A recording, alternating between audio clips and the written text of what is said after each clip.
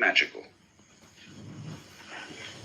So there is a most extraordinary passage which occurs in one of the rarer books of Chesterton, called The Coloured Lands, where he makes this extraordinary remark.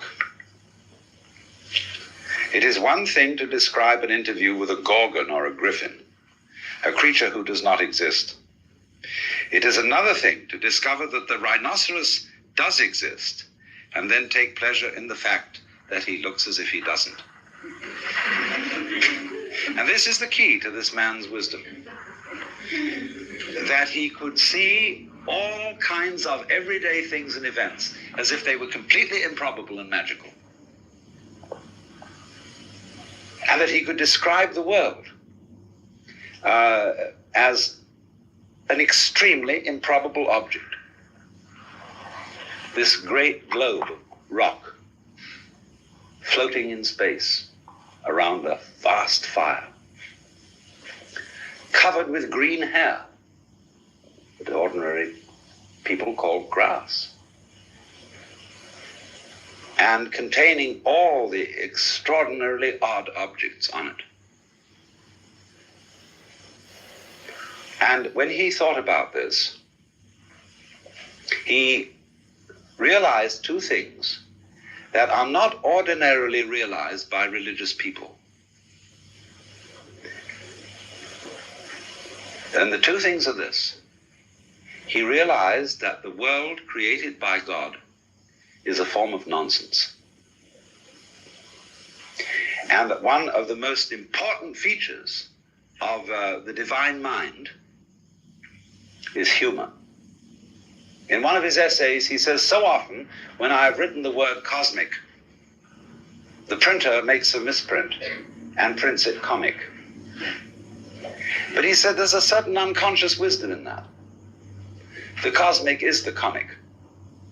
Dante wrote the Divine Comedy, an account of earth, heaven, purgatory, and hell. The Divine Comedy. And one finds, you see, that in ordinary people's religious attitudes, there is a lack of both these things, of nonsense and of humor. When I was a boy, I was brought up in the Church of England. I went to school at King's School, Canterbury. And of course, we attended innumerable services in that great cathedral. And one of the cardinal sins which one could commit was to laugh in church. And that is, of course, because the same reason that judges don't like laughter in court. That laughter is threatening to tyrants. And if you conceive God in the image of a tyrant, a monarch, who rules by violence, whatever kind of violence it may be, military violence, moral violence, any kind of violence, all tyrants are afraid, and they sit in courtrooms with their backs to the wall, surrounded on either side by their guards. And everybody who comes in, of course, has to fall flat on their faces, because in that position it's more difficult to attack. And so, when a Marine sergeant on parade salutes the flag, he has a very serious expression in his eyes. And that's not a time for laughter. And therefore, we have associated the word solemn, as when we celebrate in the Catholic Church solemn high mass. Solemn means serious. And one of the great things, one of the fundamental insights that is underlying all Chesterton's work is that the attitude of heaven is not serious. There's a famous passage in his book Orthodoxy where he says, things like stones are subject to gravity. They are heavy, they are grave, they are serious. But in all things spiritual there is lightness, and therefore a kind of frivolity. The angels fly because they take themselves lightly. And if that must be true of the angels, how much more true of the Lord of the angels? I have said in my funny way that there are four fundamental philosophical questions that human beings have argued about as far back as we can remember. The first question is, who started it? The second question is, are we going to make it? The third question is, where are we going to put it? And the fourth question is, who's going to clean up? But all those things suggest a fifth question, which is it serious? Like when someone is sick and says to the doctor, is it serious? Are you serious? But he would say, that's quite the wrong question to ask. Not, are you serious? Because that would mean, are you grave? Are you heavy? Are you ponderous? Are you solemn? And in all these senses, he would equate that with a kind of lack of spirituality. And it's much better to ask people not, are you serious, but are you sincere? In other words, are you with it? As we say in more current American slang. So from his view, the world is fundamentally not serious. It is sincere. And beyond that, to go on to the higher mystery of his insight, the world is basically nonsense. Now, what do we mean by that? In the book of Job, which is the most profound book in the Bible, so far as I'm concerned, there is raised the problem of the sufferings experienced by those who are just and righteous. And Chesterton has written a great deal on the book of Job.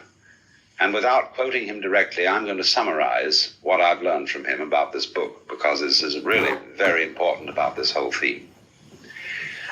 The prelude to the book of Job is in heaven. And a conversation ensues between God and one of the angels called Satan, otherwise known as Samael. The word El on the end of a name of an angel like Gabriel, Raphael, Uriel, and so on means divine being, angel, attendant of the court of heaven. And the role of Satan in the Old Testament is different from the role of Satan in Christianity. The role of Satan in the Old Testament is he's the district attorney of heaven. He's the prosecutor. And as you will see in a court today, it is arranged that the prosecution is always on the left of the judge, and the defense is on the right. So at the left hand of God, a situation which is not mentioned in the creed, there is, of course, the prosecutor. At the right hand of God, for he sitteth at the right hand of the Father, is our only mediator and advocate, Jesus Christ, because he's the counsel for the defense. And he happens to be the boss's son. Puts him in a rather strong position. Because in the course of time, when you read reports of cases in court, and you get very familiar with court procedures, you always start having sympathy with the accused of the court of heaven. And therefore, antipathy towards the prosecution. Because the prosecution is always putting people down. They're always saying nasty things about people. And the defense is always trying to say nice things about people. So therefore, there's popular enthusiasm for the defense and popular displeasure for the prosecution.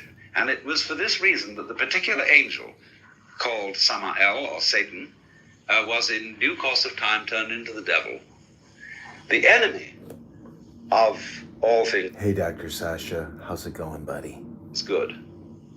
Whereas actually the devil in the book of Job is a loyal servant of the court of heaven. It's just his job to do the prosecution. So he proposes that God try Job.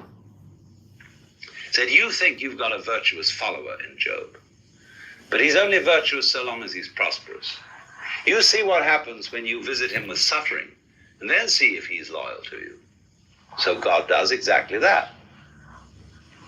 And he visits Job with all these plagues.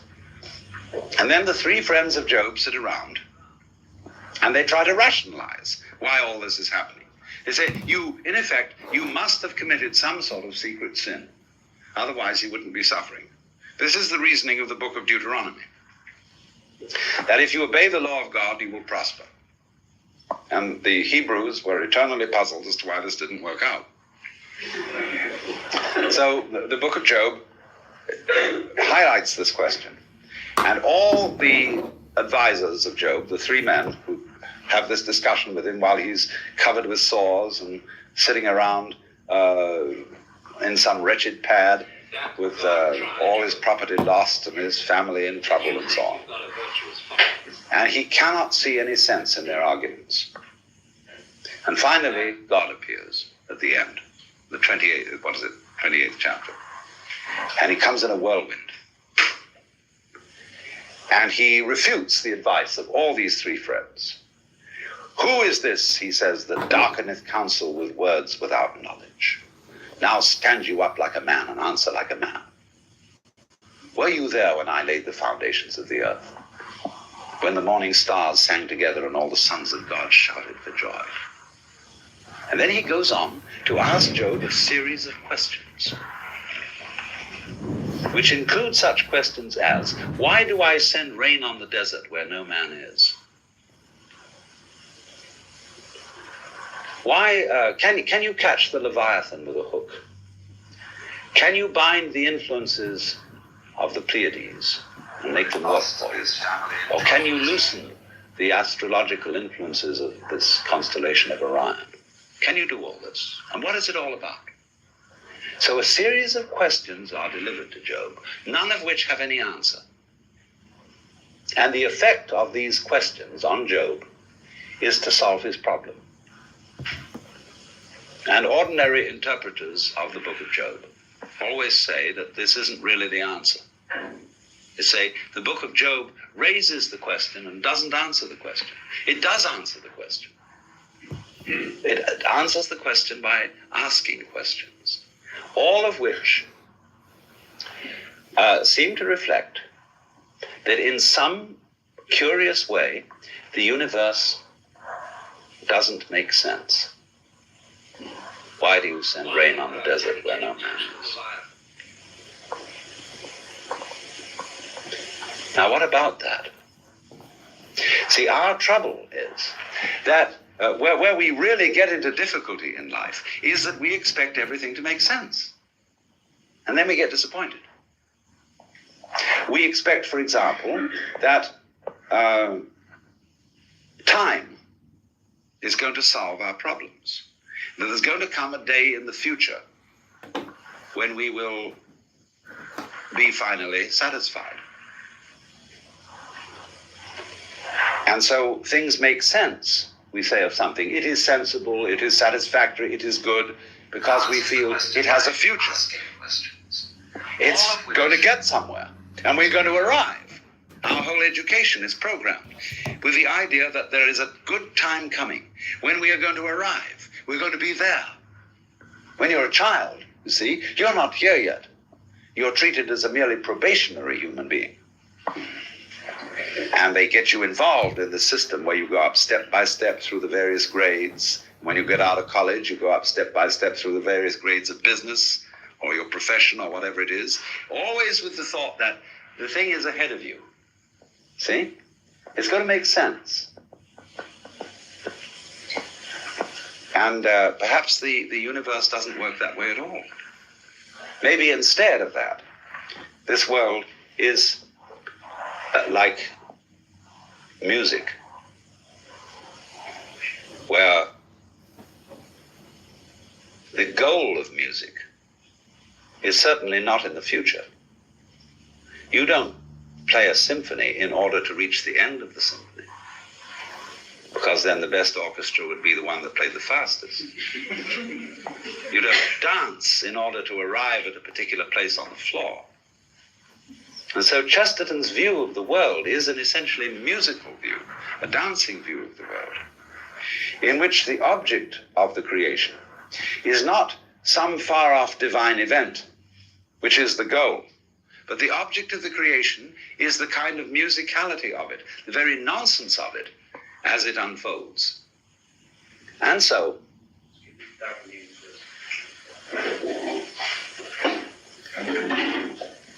that When you talk sense, your words refer to something else. In other words, if I talk about tables and chairs, these sounds that I'm making, tables, chairs, refer to something in the physical world.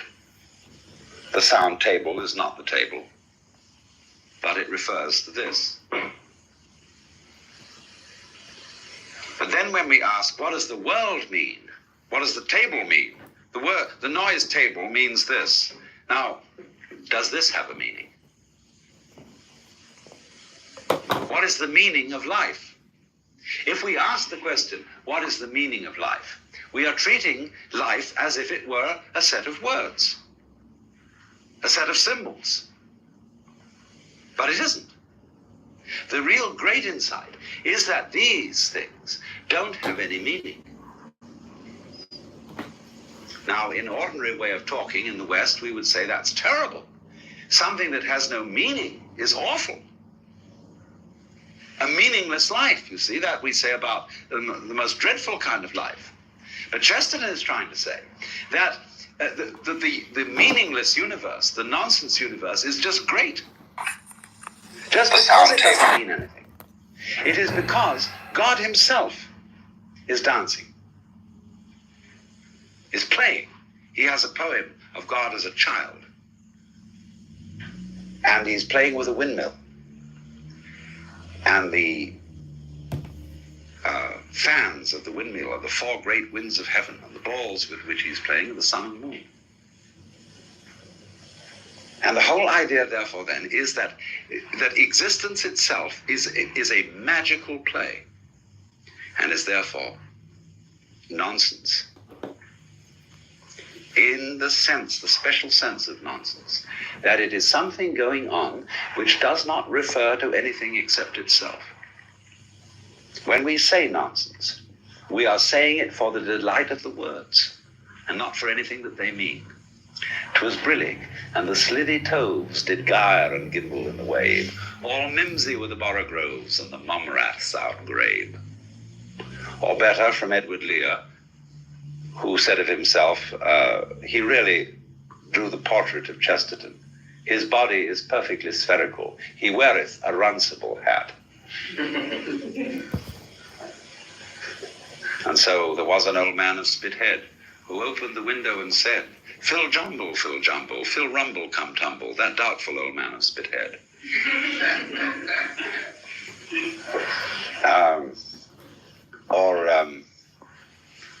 Pluff skin, pelican, G. We think no bird so happy as we. Pluff skin, pelican, Jill. We think so then, and we thought so still. You see? Now, he says that in this kind of marvelous playing with the voice and with words, you have something nearer to the nature of reality than you do with statements that make formal sense. Even though this man Chesterton was a great believer in reason. And you know, in the Father Brown stories, there is an occasion when Father Brown espies the criminal masquerading as a priest, because the man says, well, we cannot find out God with our reason. All the things of divine are beyond reason, and we must learn to suspend reason. And at that moment, Father Brown knows this man is not a good Catholic, and not really a priest at all. Because St. Thomas, you see, bases everything saying there is a consistency between reason and faith. And Chesterton believed in that very strongly. But that didn't prevent him from seeing the deeper mystery, that there is a kind of super reason in unreason. But not just pure unreason, but in something that we recognize as nonsense, in the sense that Edward Lear and Lewis Carroll wrote nonsense. That's an enormously important thing to understand. What is the difference, shall we say, between inspired nonsense and mere bosh? And this is what he's trying to point out. There is a kind of nonsense which we could call magical nonsense, and there's a kind of nonsense, on the other hand, which we should call just trivial rubbish. So, it is the nonsense, the divine nonsense has this extraordinary humor with it.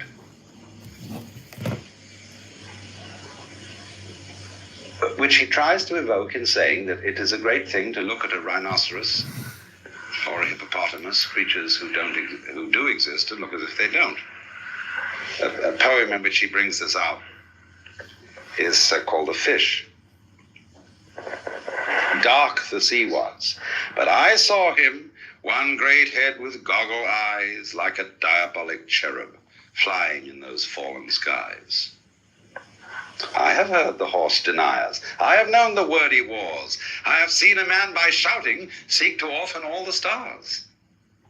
I have seen a fool, half-fashioned, borrow from the heavens a tongue, so to curse them more at leisure.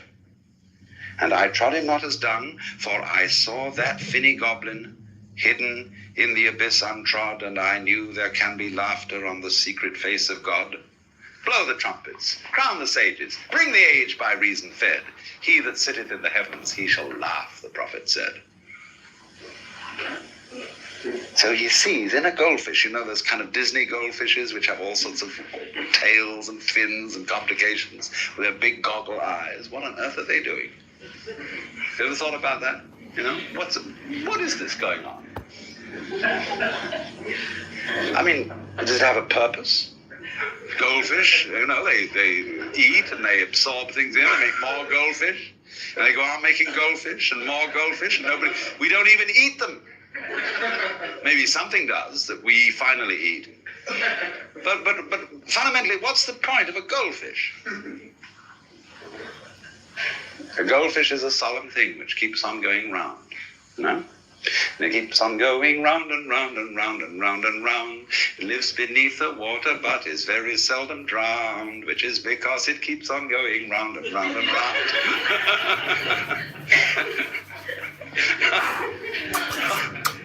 It isn't going anywhere at all.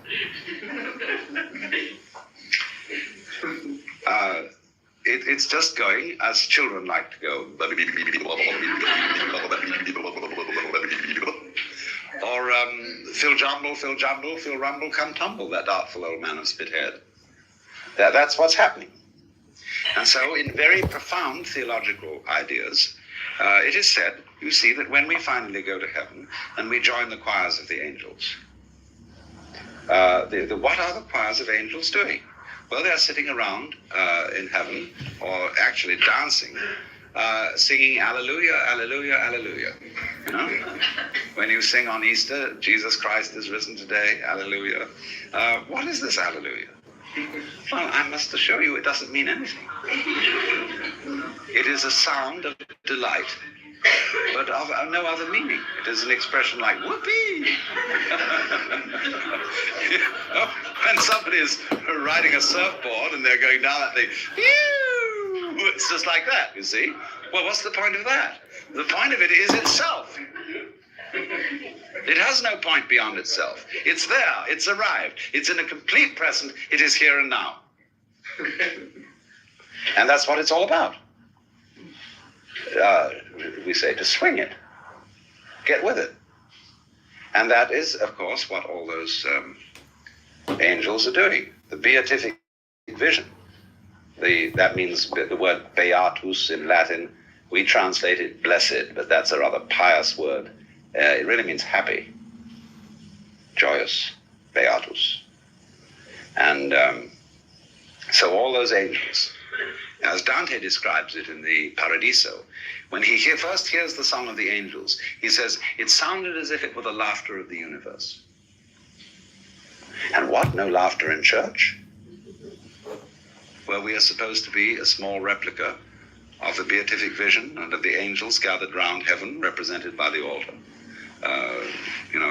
The throne of God. Why associate all this with solemnity? You see, Sunday is a very interesting institution. It's a kind of modification of the Jewish idea that after the 6 days of creation, when God was working, he took a day off. Holy day. That was, as it were, the culmination of the 6 days of work. In Christianity, of course, the Sunday is the first day of the week, and not the seventh day, the Sabbath.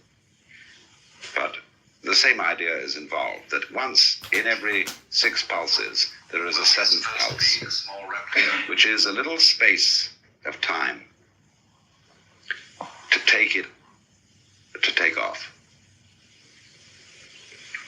Now, 6 days of your life, say you're working and you're being responsible and you're earning a living and you're being serious. If you do that all the time, you're going to go quite mad. You're going to be like a bridge, a steel bridge, which is so rigid that it has no swing in it, and therefore it will fall apart in a storm.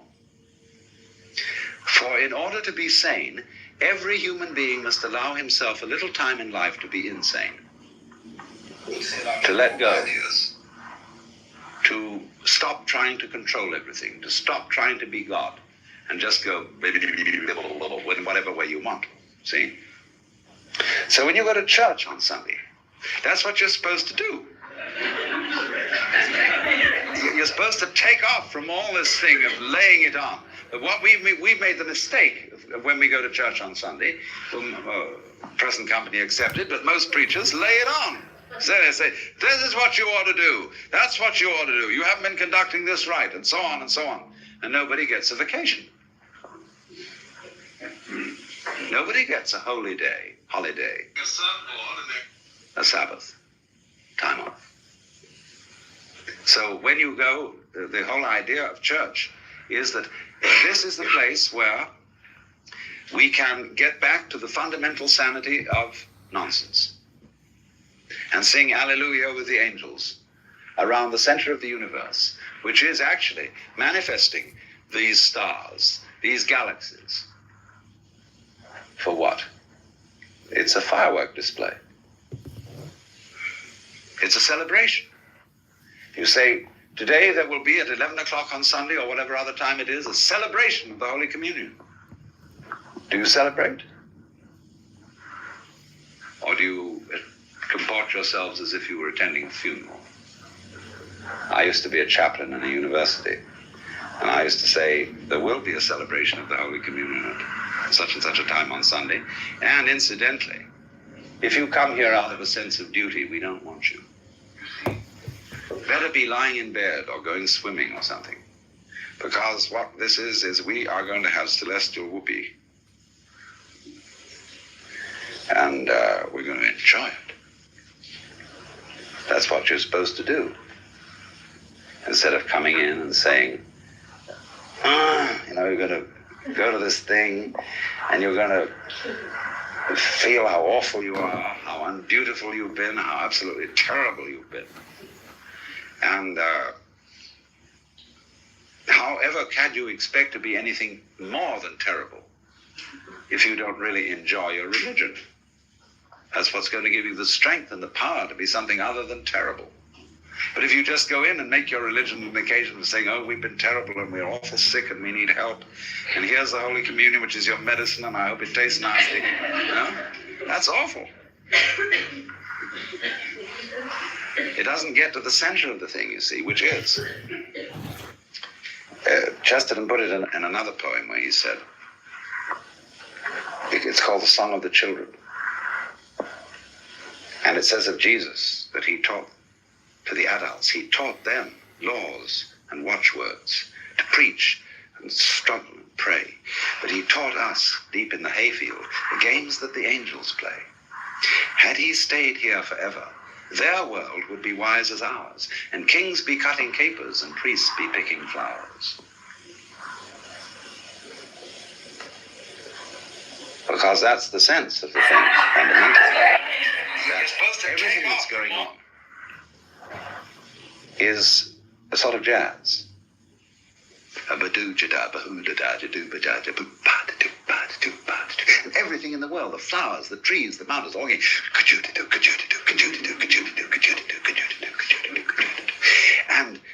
piped to you and you have not danced. We have mourned to you and you have not wept. You won't join the game because you human beings think you're so special and so serious, and you've got to make sense of it all.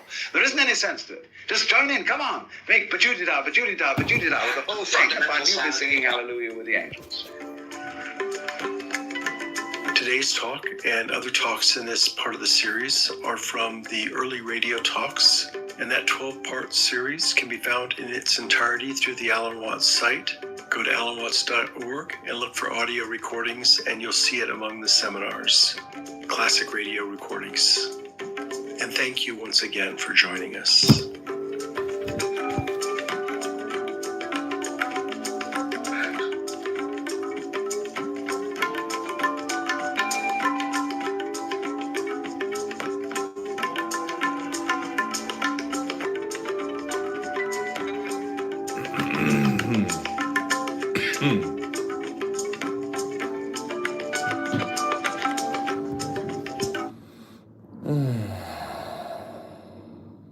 Okay, hope you enjoyed that.